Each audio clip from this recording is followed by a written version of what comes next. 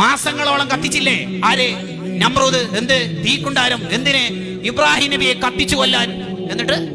എന്നിട്ട് ഇബ്രാഹിം നബിയെ എങ്ങനെയാണ് ആ തീക്കുണ്ടാരത്തിൽ ഇടുക എന്ന ആലോചനയിൽ ഇബ്ലീസ് വന്ന് നിർദ്ദേശം കൊടുത്തു.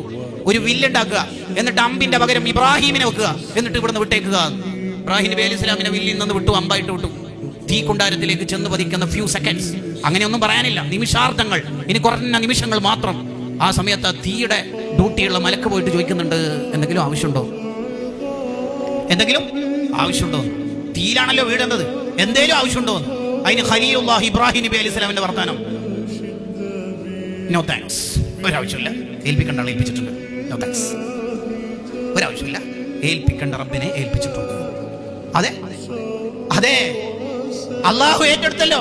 തീക്ക് നിർദ്ദേശം കൊടുത്തു, ഇന്ന് നീ ഏതായാലും ചൂട് വേണ്ട, ബർദൻ, തണുപ്പ് വേണം. പിന്നെ ഓവർ തണുപ്പാക്കി ആ സെൻട്രൽ എ സി എല്ലാം 16 ഇട്ടാലുണ്ടാവില്ലേ, നമ്മൾ തന്നെ ഒരു മരക്കഷ്ണമായി പോകും. അത് വേണ്ട. വസലാമൻ അല്ല ഇബ്രാഹിം നബിക്ക് കംഫർട്ട് ആയത് എന്താണോ തണുപ്പ്, ആ രീതിയിൽ മതി. യെസ്, എന്താ രസമല്ലേ? ഇതൊക്കെ ഖുർആനിൽ ഓതുന്ന മോമിനിങ്ങൾക്ക് എങ്ങനെയാ മനുഷ്യന്മാർ ടെൻഷൻ ഉണ്ടാവുക? ഈ അള്ളാഹു തന്നെയല്ലേ നമ്മുടെ അള്ളാഹ്? അതെ, എന്നിട്ടെന്താ നമുക്കിങ്ങനെ ടെൻഷൻ? മോളെ കല്യാണം 2 വട്ടം അന്വേഷിച്ചു, ശരിയായില്ല, അപ്പോഴേക്ക് മൂഡ് ഓഫ്. ഇതാണോ മോമിന്റെ സ്വഭാവം? ഒമാനിലും ബഹ്റൈനിലും ബിസിനസ് ആരംഭിച്ചു, പൊട്ടിപ്പോയി, അപ്പോഴേക്ക് ആത്മഹത്യ പരിഹാരം. ഇതാണ് മുഅ്മിൻ? അല്ല. മുഅ്മിൻ എന്ന് പറഞ്ഞാൽ ആരാണ്? അജബൽ അംറിൽ മുഅ്മിൻ. മുഅ്മിനിന്റെ കാര്യം അത്ഭുതമല്ലേ? മുഅ്മിനിന് ആരോഗ്യം ഉണ്ടായാൽ അൽഹംദുലില്ലാ പറഞ്ഞ കൂലി വാങ്ങും. മുഅ്മിനെ പരിപാലിച്ചാൽ ക്ഷമിച്ചിട്ട് കൂലി വാങ്ങും. മുഅ്മിൻ അനങ്ങിയാലും അനങ്ങിയിട്ടില്ലെങ്കിലും കൂലി എന്നാ ഈ ഹദീസ് പറയുന്നത്. കുട്ടി ജനിച്ചാൽ സന്തോഷിക്കുന്നു, അൽഹംദുലില്ലാ പറയുന്നു, ശുക്ർ ചെയ്യുന്നു, കൂലി വാങ്ങുന്നു. കുട്ടി മരിച്ചാൽ ഇന്നാലില്ല ചൊല്ലുന്നു, ക്ഷമിക്കുന്നു, കൂലി വാങ്ങുന്നു. മുഅ്മിന് അനങ്ങിയാലും തിരിഞ്ഞാലും കൂലി തന്നെ. ഇതാ ഹദീസിൽ പറയുന്നത് അജബൽ അംറിൽ മുഅ്മിൻ. മുഅ്മിനിന്റെ കാര്യം അത്ഭുതം തന്നെ. നമ്മൾ മുഅ്മിനാവണം.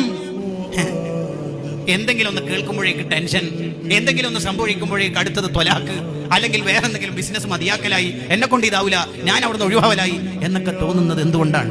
അതാണ് ഈമാനിന്റെ കുറവ്, അള്ളാഹുവിലുള്ള വിശ്വാസത്തിന്റെ കുറവ് എന്ന് പറയുന്നത്. ഒരു പരീക്ഷണം നമുക്ക് വരുന്നത് എന്തിനായിരിക്കും? ഇദാ ഹബ്ബല്ലാഹു അബ്ദൻ ഇബ്തലാഹു. ഒരു പരീക്ഷണം അള്ളാഹു നൽകുന്നത് ഒന്നിക്കിൽ നമ്മളെ ശുദ്ധീകരിക്കാൻ, കഴിഞ്ഞ കാലങ്ങളിലുള്ള തെറ്റുകുറ്റങ്ങളൊക്കെ പുറത്തു തരാൻ. ഒരു ബില്ല് പാസ്സാകുമ്പോഴേക്ക് നമ്മൾ എന്തിനാ ബേജാറാവണത്? അപ്പുറത്ത് മിസൈലിന്റെ, ഇപ്പുറത്ത് വേറെ എന്തെങ്കിലും സംവിധാനങ്ങളിന്റെ തുരുതുര ചിത്രങ്ങൾ കാണുമ്പോൾ ഭയപ്പെടേണ്ടവരാണോ മുഅ്മിനീങ്ങൾ? ഇനി ആകപ്പാട് എന്ത് സംഭവിച്ചാലും നമ്മളിപ്പോ പോകേണ്ടത് ആരടുത്തേക്കാ? നമ്മുടെ സ്നേഹം നമുക്കെല്ലാം തന്ന അള്ളാഹുവിലേക്കല്ലേ. എന്തിനാ പേടിക്കേണ്ടത്?